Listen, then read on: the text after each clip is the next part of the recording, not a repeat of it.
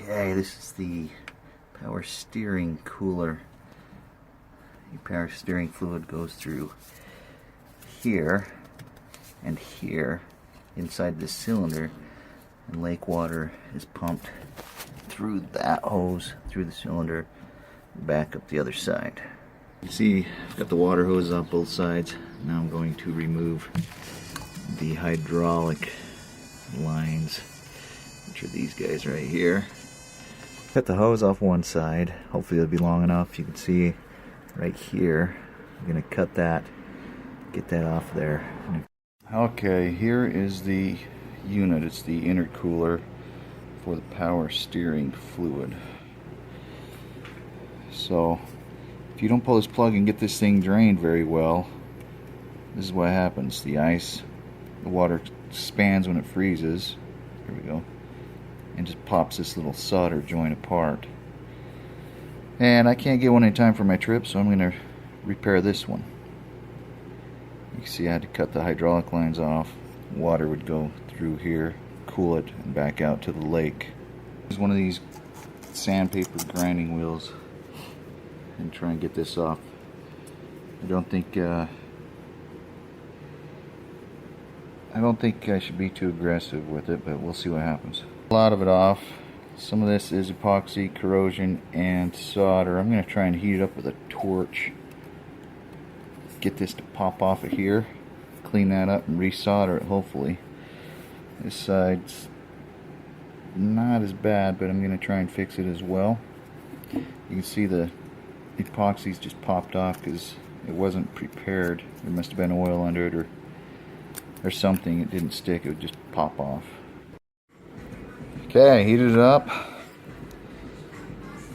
Got the solder flowing, and this come off. I'm going to prepare this edge now and this inner edge here.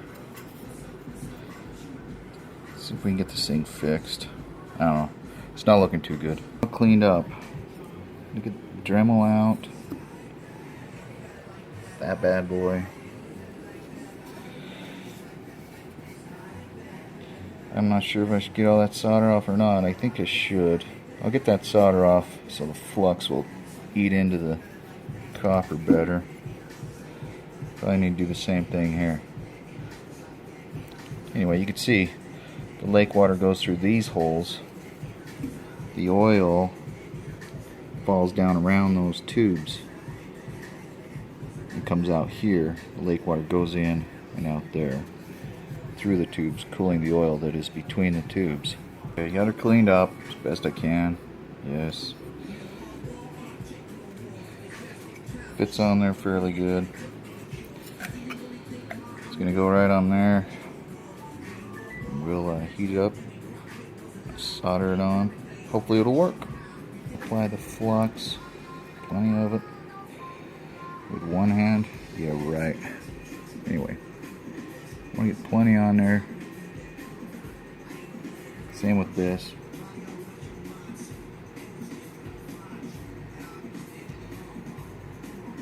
Going to just heat it up till hot, then sweat the solder into it. I've got a wet asbestos pad or whatever. Got some water over here in case something catches on fire. There it is. Not pretty. I don't know if something's wrong with the solder, the flux, I don't know. I'm not a plumber. I'm not a boat mechanic either, by the way.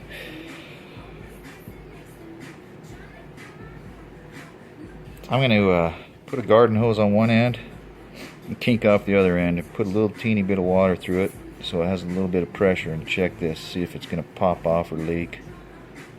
It passed the test when I put water pressure in it, but I don't trust it. So I'm going to use some of this epoxy and essentially weld this. So I'm going to scuff this solder a little better, wipe it down with that oil, that grease and wax remover, so the epoxy will stick better like the person that did before, but I don't think they wiped it down. I'm going to get a good bead going around that and get it on there good, and I'll throw it in the boat, take some video of that, put some water to it and see if it leaks. There it is, all glued up and soldered technically. Anyway, so I got Teflon tape on these fittings here. These are the hydraulics. I think until I get the real one in, I'm going to put this in the boat, but I'm going to take a piece of 1/2-inch conduit that's this length from here to here, so I can just bypass, take this hose off and this hose off, stick the conduit between them so the lake water will go through it. The hydraulics will still function, but I'll be able to get back to shore. But yeah, I'm going to install it right now, and I will video some of the installation probably, and then video it running. This is with the bracket, so you crank down that screw to tighten it down. I put a little vinyl tape on there to pad it. So this will mount to the back of the motor, just like that, with this bolt. Goes through there into the block. Nice. Alright, giving you a tip here. I'm going to take this off and reverse it so the Phillips head is up here. This sits on the engine like this, and that's tight. That way I can leave that loose, and this bracket can slide. This can rotate till I get all the hoses on in position where I need it. Then I'll crank that down. Right now you can't get to it. You got to kind of guess where it goes.